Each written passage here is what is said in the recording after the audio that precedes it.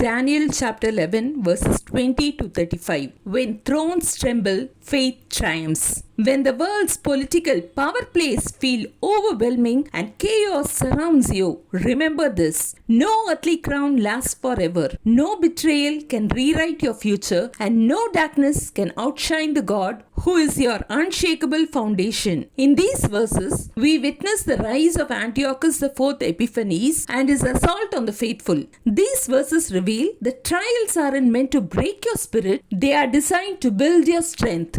Though empires crumble, thrones tremble, and the forces of falsehood assemble in the shadows, those who know their God will not stumble in defeat. Instead, they'll be transformed, refined, and purified, made spotless for the finish line so that they can shine their absolute brightest. Fall of the debtor king.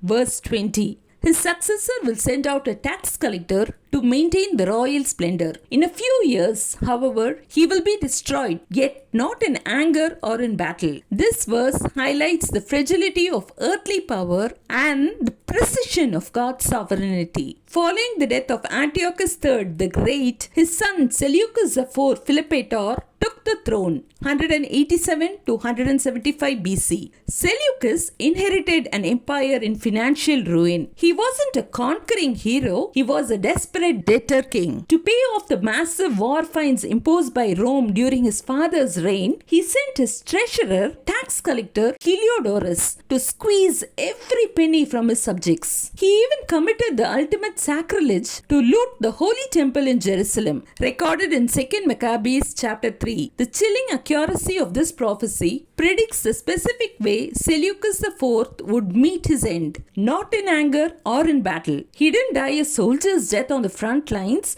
nor was he killed in a public uprising. Instead, he fell to internal betrayal, poisoned by Heliodorus, the very man he trusted to do his dirty work. This fulfillment proves that while humans plot in the shadows, every detail of history remains under a higher authority. The rise of the contemptible tyrant. Shadows of the Antichrist. Verses 21 to 24. Seizing power. Verse 21. He will be succeeded by a contemptible person who has not been given the honor of royalty. He will invade the kingdom when its people feel secure, and he will seize it through intrigue. Antiochus IV Epiphanes is the contemptible person who succeeded Seleucus IV. He did not inherit a throne legally, nor was he the rightful heir. The throne actually belonged to his nephew Ptolemy VI of Egypt, the son of King Ptolemy V Epiphanes and Queen Cleopatra Syra. Despite this rightful family lineage, Antiochus IV bypassed the true heirs. He used intrigue, bribery, flattery, and clever political manipulation to steal the crown, seizing power while the people were completely off guard. Antiochus IV Epiphanes foreshadows both the corrupt rulers of history and the ultimate Antichrist, who will also rise deceptively, promising peace before unleashing oppression. The flood of opposition. Verse 22. Then an overwhelming army will be swept away before him. Both it and a prince of the covenant will be destroyed. This refers to Antiochus IV's early military campaigns,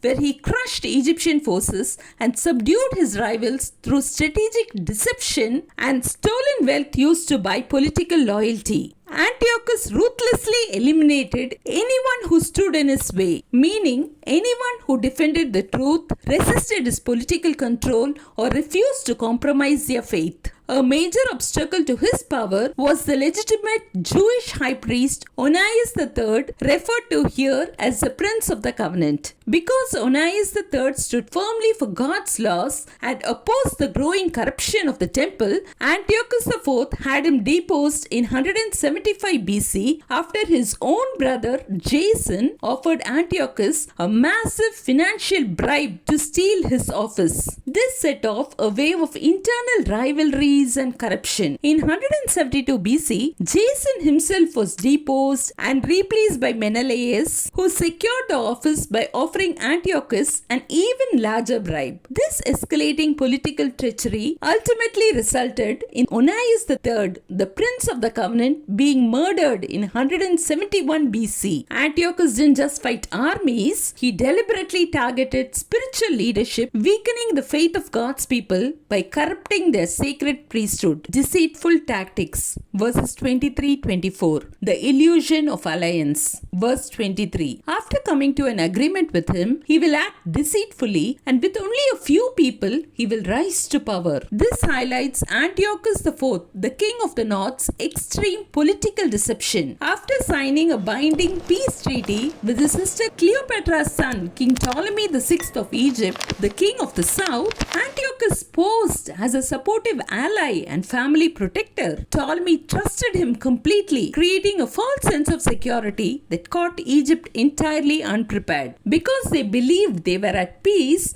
the Egyptians never mobilized their military. Exploiting this trust, Antiochus avoided bringing a massive, alarming army and instead marched in with only a small, select group of followers, the few people as mentioned in the prophecy. This inner circle consisted of elite loyalists and advisors who served a specific tactical purpose. Because they were so few in number, they looked like a peaceful diplomatic escort or a routine family visit rather than an invasion force, allowing them to advance completely unnoticed. Once inside, Antiochus bypassed the central government in Alexandria entirely. Without Ptolemy's knowledge, he quietly slipped into Egypt's wealthiest unprotected provinces. There, he used lavish bribes and distributed plunder to secretly buy off the local governors and commanders. Blinded by this unexpected wealth, these local officials willingly handed over the keys to important regional fortresses and strongholds in Egypt. By the time Ptolemy realized the truth, Antiochus had already secured the nation's strongholds without fighting a single battle, turning their peace treaty into a trap. The strategic predator. Verse 24. When the richest provinces feel secure, he will invade them and will achieve what neither his fathers nor his forefathers did. He will distribute plunder, loot, and wealth among his followers. He will plot the overthrow of fortresses, but only for a time. Antiochus IV completely changed the rules of conquest by launching a surprise invasion when Egypt's wealthiest provinces felt entirely secure. While his predecessors relied on open military warfare, Antiochus used cunning tactics, showering followers and local officials with distributed plunder, stolen loot, and lavish riches to buy their loyalty. Through these deceptive payoffs, he successfully plotted the overthrow of major fortresses from the inside without fighting a single open battle, achieving what none of his ancestors ever could. Notice the powerful final words of the verse, but only for a time. Evil always has an expiration date. While the enemy may plot against your strongholds, his influence is strictly limited by God's calendar.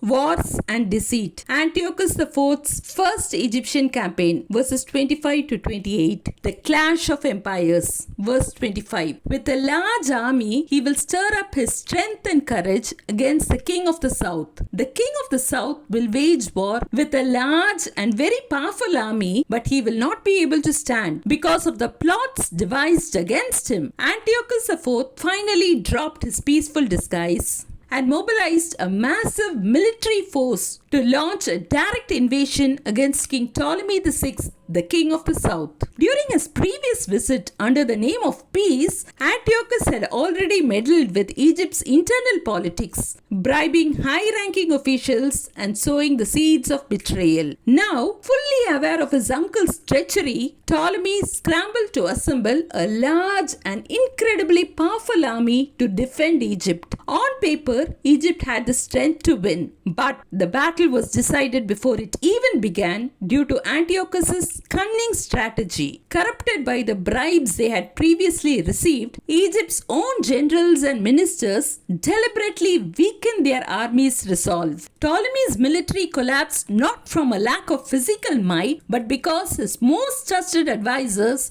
were secretly plotting against him behind the closed doors. Antiochus didn't fight on the battlefield. He used internal betrayal to completely cripple Egypt's defense. The sting of betrayal. Verse 26. Those who eat from the king's provisions will try to destroy him. His army will be swept away and many will fall in battle. This verse reveals the tragic climax of Antiochus IV's internal treachery against Egypt.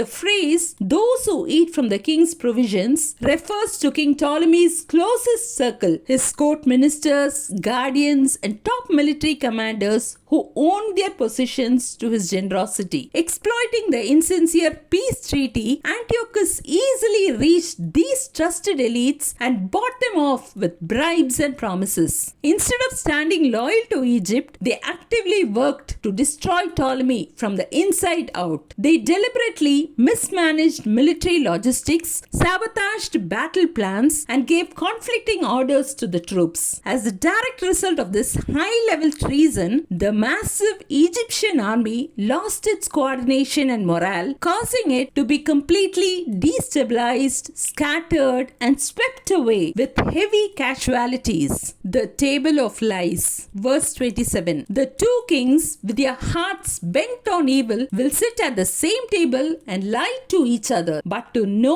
avail, for an end will still come at the appointed time. With Egypt thoroughly crippled by the internal betrayal of verse 26, Antiochus IV and his defeated nephew, King Ptolemy VI, finally sit together at the same table at Memphis, pretending to be allies while lying through their teeth. Outwardly, they put on a grand display of family reconciliation, sharing a meal and pretending to negotiate a peace settlement. In reality, it was a complete theater of deception. Both kings sat there smiling while actively scheming against each other. Antiochus pretended he wanted to protect his nephew while secretly aiming to control Egypt, while Ptolemy in turn schemed to resist Antiochus's dominance. Two wrongs never make a right, and human schemes always have a strict limit. Their mutual lies achieved absolutely nothing, to no avail, and neither plan succeeded fully. Rome's rising power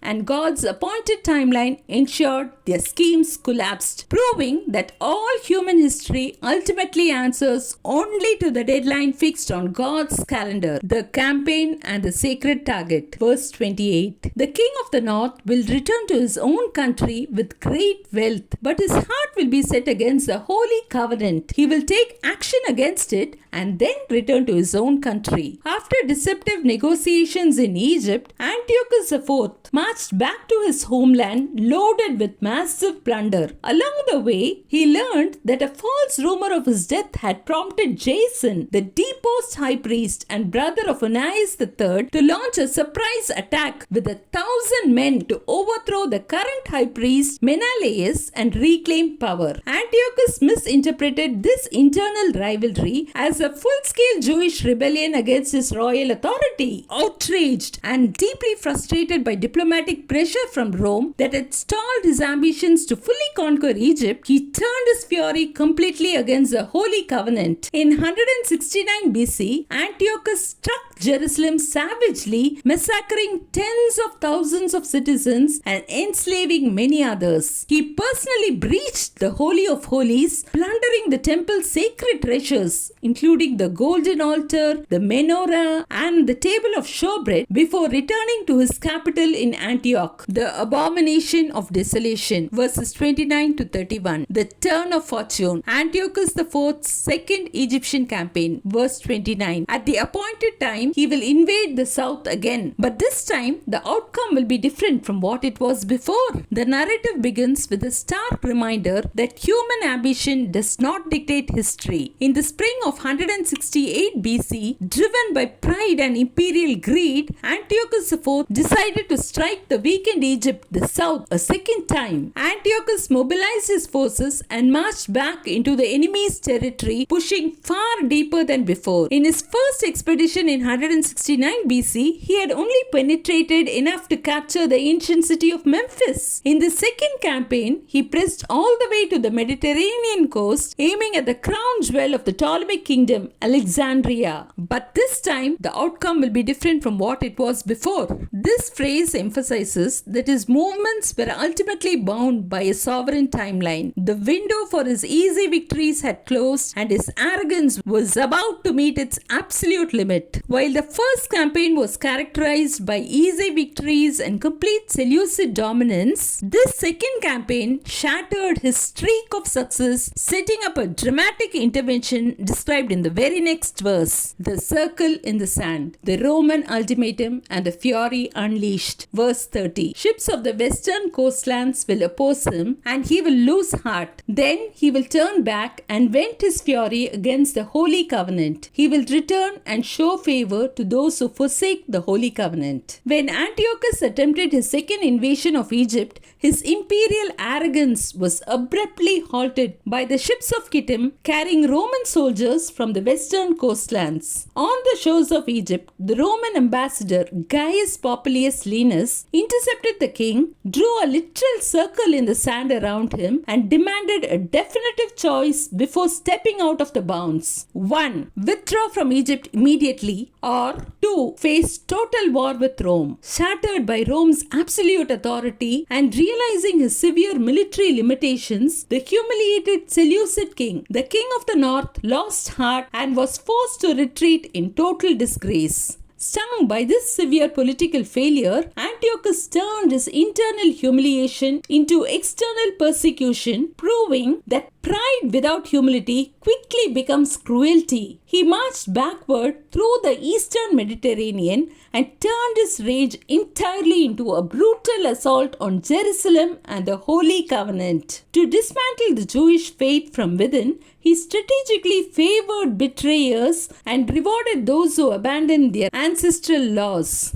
By enticing these traitors with wealth and position, he attempted to rewrite loyalty and erase faith by force. The abomination that causes desolation. Verse 31. His armed forces will rise up to desecrate the temple fortress and will abolish the daily sacrifice. Then they will set up the abomination that causes desolation. This marks the dark climax of Antiochus IV's campaign against the Holy Covenant, where his political rage culminated in the ultimate sacrilege, that is, the physical defilement of the sacred spaces within Jerusalem. In December of 167 BC, the king's armed forces occupied the city, aggressively halting the daily burnt offerings and criminalizing fundamental Jewish practices such as circumcision, Sabbath observance, and ownership of the Torah. This systematic suppression of faith reached its absolute breaking point when Antiochus erected a pagan altar dedicated to Zeus Olympios, the Greek god of the sky, thunder, and justice, directly on top of the great altar of burnt offering. He further defiled the sanctuary by sacrificing an unclean pig upon it, an act of absolute blasphemy and physical sacrilege historically recognized as the abomination that causes desolation. This horrific historical event also became a profound prophetic symbol, later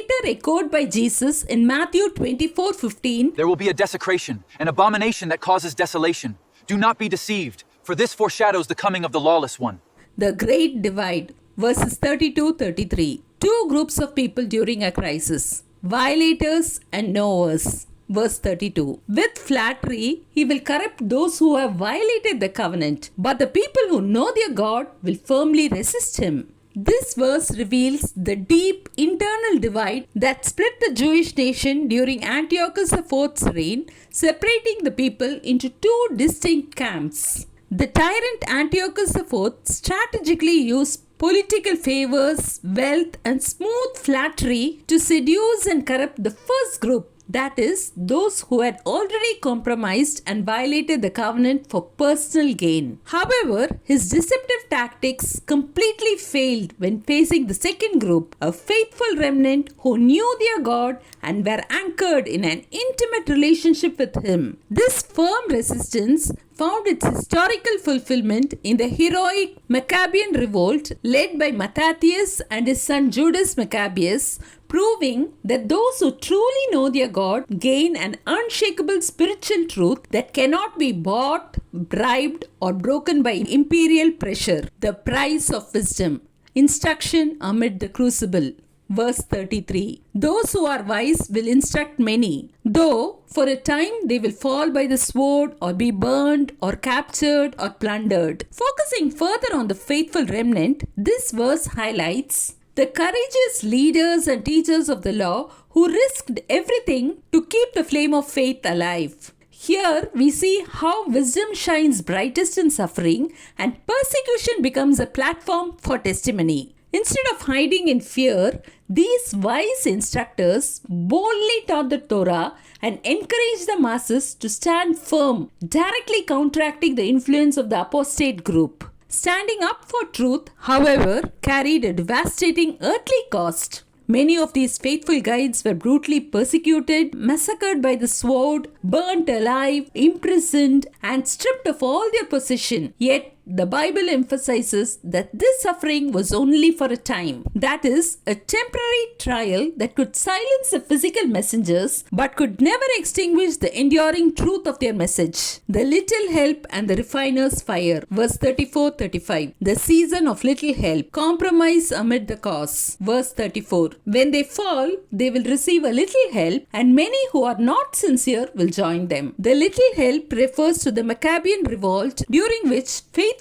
Jews rose against the oppression of Antiochus IV Epiphanes. While this uprising was a massive political turning point, it was not the final divine deliverance. It did, however, provide temporary relief. Unfortunately, this success attracted opportunists who joined the movement not out of covenant loyalty but for personal gain. They simply wanted to be on the winning side of Jerusalem's political clash, which ultimately weakened the spiritual purity of the rebellion. This spiritual tide introduces a subtle spiritual danger, highlighting true versus false loyalty. Deliverance may come or it may seem small, but not everyone who rallies in the cause is sincere. However, God uses these seasons of trial and transition to expose the true motives of the heart. The refiner's fire. Verse 35. Some of the wise will stumble so that they may be refined, purified, and made spotless until the time of the end, for it will still come at the appointed time. The refining that follows the little help refers to the intense persecution and martyrdom faced by even the wisest and most faithful leaders. Historically, this suffering was not a meaningless defeat or a sign of divine abandonment. Rather, it served as a crucible to purify the nation, strengthening true covenant loyalty